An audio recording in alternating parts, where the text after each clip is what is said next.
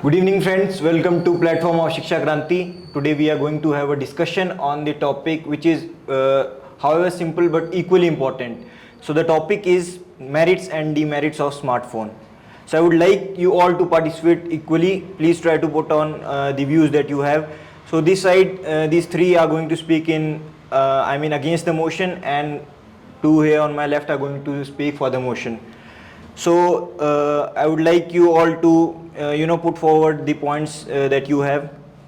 Please, let's begin. My name is Vishal. तो जो cell phones है वो ज़रूरी इसलिए हैं ताकि हम इंफॉर्मेशन को गैदर कर सकें इंटरनेट से। My name is Dheeraj and I am against the motion.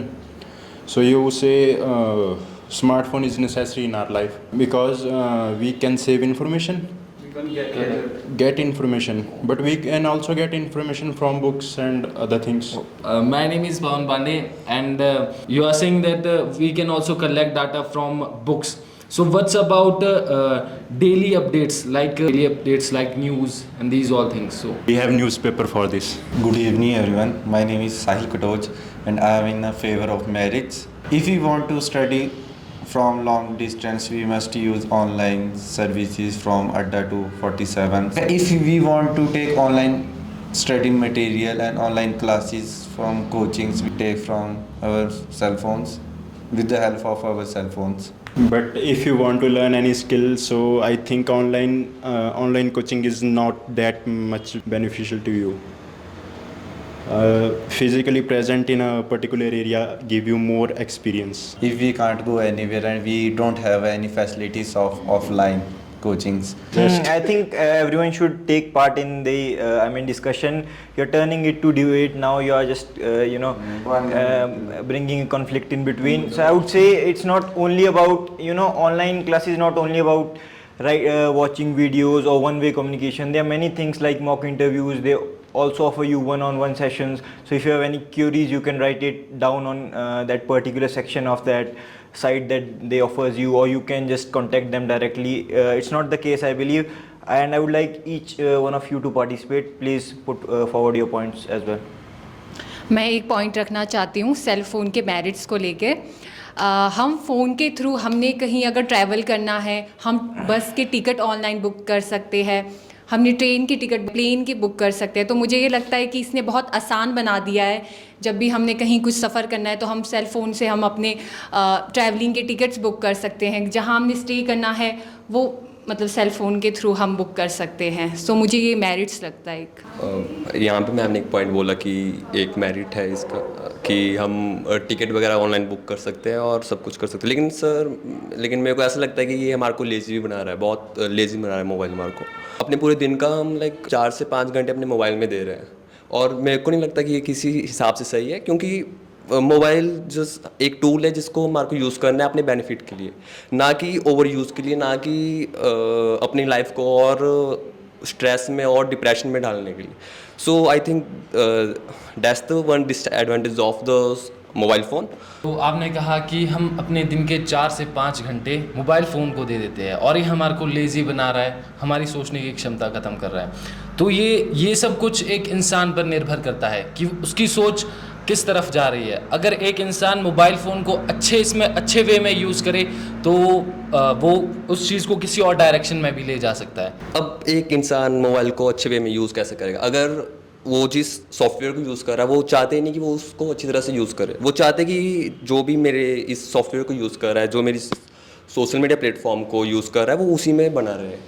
तो ये डिज़ाइन इस तरह से कर रखा है कि अगर आप फ़ोन को यूज़ करते हो तो आप बाहर नहीं निकल सकते उससे। अगर आप निकलना चाहते हो तो थोड़ा सा आपको आपकी विल पावर थोड़ी सी वो होनी चाहिए कि I just need to focus on my goal.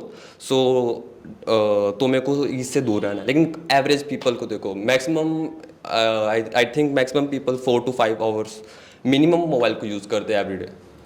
So that's my point. It was excellently put forward by Chetan. I also believe the same thing. The people sitting on the other hand, they're trying to drag us into it. So like he said that for average people it is very difficult to understand the concept behind it, and I do agree with him because I also believe that handing a pistol to a small children is dangerous, but whereas if an officer is carrying it, it is very normal, isn't it? So I believe people should be trained how to use these gadgets. We should be using them rather than these gadgets using us. Excellent point you have put forward, Chetan. So I would like Mr. Gaurav, please do put your views also. तो जो अभी चेतन sir ने बताया कि इसे programme में इस तरीके से किया जाता है कि हम इससे बाहर ना निकल पाएँ, और ये भी बताया कि इससे अगर बाहर निकलना है तो हमारी जो विल पावर स्ट्रॉन्ग होनी चाहिए। पर जो कि आजकल का यूथ है उसकी विल पावर अब घटती जा रही है, उनका फोकस ज़्यादा इस पर ही है। मैक्सिमम सोशल मीडियाज़, और इससे वो बाहर निकल ही नहीं पाते, इसमें ही काफ़ी टाइम बिता देते हैं, और जो इसमें मेन चीज़ें हैं नॉलेज की उस पर ज़्यादा ध्यान नहीं देते, और जो बाकी अदर्स चीज़ें लाइक एम्प्टी स्क्रॉल एक्सेट्रा इस पे ज़्यादा उनका फोकस है, मतलब वो नॉलेज ज़्यादा गेन नहीं कर रहे। आजकल आप देख सकते हैं जिस प्रकार से आप कह रहे हैं कि 4-5 घंटे उसमें ही बिता देते हैं, पर आजकल आप न्यूज़ में भी देखते होंगे कि जो कई यूपीएससी एस्पिरेंट्स है वो सिर्फ ऑनलाइन कोचिंग लेकर एग्ज़ाम क्लियर कर देते हैं। आप उसके बारे में क्या कहना चाहेंगे? आप बोल रहे हो कि यूपीएससी एस्पिरेंट्स एग्ज़ाम क्लियर कर रहे हैं, तो ये बहुत अच्छी बात है। लेकिन ऐसे भी बच्चे हैं, ऐसे भी लोग हैं जो गेम खेल खेल के डिप्रेशन में जा रहे हैं, जो गेम खेल खेल के लगभग ऐसे भी है कि जो सुसाइड भी कर रहे हैं। लाइक इतने डिप्रेशन में आ जाते हैं गेम में कि मैं हार गया, मेरे को इसने ऐसा कैसे बोल दिया। लाइक सोशल मीडिया में भी ऐसा होता है, किसी कमेंट पढ़ के लोग डिप्रेशन में जा रहे हैं। तो वही बात आ गई कि अगर किसी बच्चे के पास बंदूक दो या किसी ऑफिसर के पास आप बंदूक दो तो उसमें बहुत फ़र्क होता है।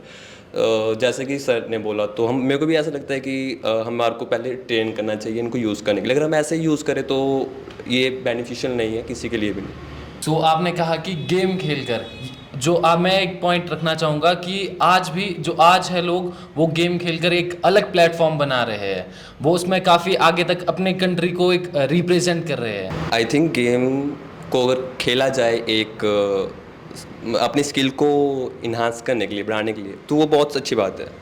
अगर आप गेम को खेल रहे हो बस लाइक कि अपने टाइम पास के लिए, अपनी लाइफ को भुलाने के लिए, कि जो हुआ उसको भूल जाते हैं और गेम में लग जाते हैं, तो आई थिंक ये बहुत बुरी बात है। और मेरे को 100 players only one player can go on that platform. Which one you say? I think maximum people playing like games for fun, Time pass. for time pass, for entertainment. But there is very few people who playing this game for enhancing their skills to be good at that game. That's my point. आजकल एक advantage है जो phones की है कि अगर मान लो कहीं पैसे की ज़रूरत है तो हम गूगल पे कर सकते हैं आसानी से। अगर किसी बंदे को ज़्यादा इमरजेंसी हुई तो उसके पास फ़ोन नहीं हुआ तो फिर वो कहाँ से करेगा? अगर उसके पास पैसे नहीं है, जेब में एटीएम नहीं है, चलो फ़ोन एक साधन है कि वो उससे गूगल पे कर सकता है, ट्रांजैक्शन कर सकता है। अगर उसके पास नहीं होता, सेल फ़ोन नहीं होता, तो कैसे करेगा? I think that's the advantage of online transaction की there is a security, but I think ये ऑनलाइन पेमेंट हमारे को एक वो एहसास नहीं दिलाती कि हम पैसे खर्च कर रहे हैं। अगर हमारे पास कैश है तो हमारे को लगता है कि भाई पैसे जा रहे हैं बैंक से जा रहे हैं, लेकिन एक फ़ोन मोबाइल को लेके आप जस्ट गो स्कैन कर रहे हो और पे कर रहे हो, तो वो तो ऐसा लगता है कि भाई कुछ नहीं है, गया Just numbers. हो गया तो हो गया। लाइक अब पैसे कैश जेब में लेके जा रहे हो, वहाँ पे पे करो, तो बहुत डिफरेंट चीज़ है। लाइक साइकोलॉजी, आपके माइंड अलग तरह से उसको वो करता है, पिक करता है। So I think that is all. I would like each one of you to just sum it up. Just whatever you learned from the discussion, just put forward one point. No need to be fanatic. Now suppose you were in favor of the topic. Now you can just sum up against the topic as well. So just put forward few sentences which will sum up the entire discussion that we had. Smartphones हमारे लिए advantages भी है, disadvantages भी है। पर हम अगर इसको सही वे में यूज़ करें तो वो हमारे लिए ठीक है। अगर हम इसको गलत वे में यूज़ कर रहे हैं कि गलत इन्फॉर्मेशन गैदर करने के लिए, तो ये हमारे लिए मतलब हार्मफुल है। ये हमारे दिमाग को मतलब जकड़ के रख लेता है। स्मार्टफोन्स है वो हमारे लिए कहीं ना कहीं एक एडवांटेज भी है और एक डिसएडवांटेज भी है। एडवांटेज इसमें कि हम आज कुछ भी नई चीज़ सीखना चाहते हैं तो हम मोबाइल फ़ोन से सीख लेते हैं, पर डिसएडवांटेज उसका ये है कि आज जो लोग हैं वो इसे गलत चीज़ों के लिए यूज़ कर रहे हैं। वो ज़्यादातर अपना टाइम सोशल मीडिया पर स्क्रॉलिंग में ही निकाल देते हैं। तो मैं ये कहना चाहूँगा कि अगर आप में वो विल पावर है कि आप अपने आप को कंट्रोल कर सकते हैं कि हमें किस वे में फ़ोन को, मोबाइल फ़ोन को यूज़ करना है, तो मैं ज़्यादातर इसके एडवांटेज के फेवर में हूँ। We should know the limits of using mobile phones and scrolling reels. If you can't control your senses and your emotions, so I think you shouldn't use mobile phone. I think we have disadvantages and advantages of mobile phone. So we should know the limit of mobile phone. As advantage is many of students can crack UPSC exam through mobile from getting online coaching. So know the limits, use it in limit. Mobile के advantages भी हैं और disadvantages भी हैं। अगर आपको कुछ भी किसी भी चीज़ के बारे में पता करना है तो ऐसी बहुत सारी वेबसाइट्स है लाइक ChatGPT, गूगल, जिससे आप कुछ भी पता कर सकते हो कहाँ क्या हो रहा है और कैसे हो रहा है, किसको कैसे किया जा सकता है, कैसे सीखा जा सकता है। और जो डिसएडवांटेजेस है वो है कि इसकी एक बार अगर लत लग जाए तो छूटती नहीं। जैसे खासकर आजकल का यूथ, इसमें 4-5 घंटे ऐसे भी जाते हैं जैसे पता भी नहीं चलता।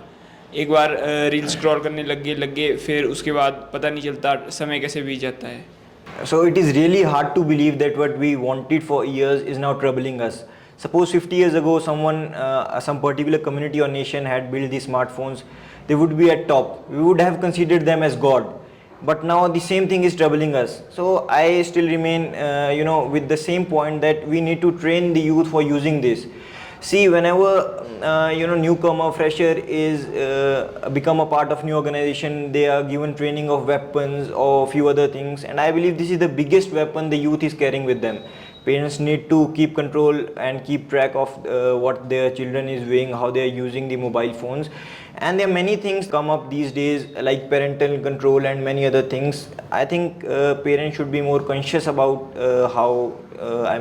when to give their children mobile phones and how are they using it.